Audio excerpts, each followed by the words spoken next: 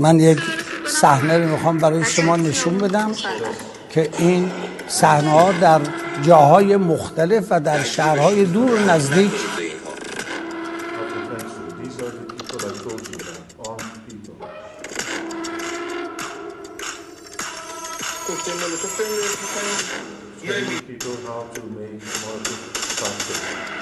سرکارم بهم گفته بود باید سر بزنی نه در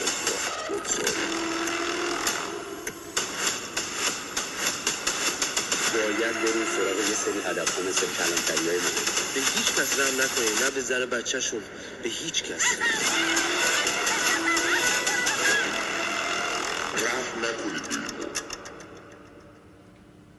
این یک نمونه از جنایت هایی که اینها انجام دادم.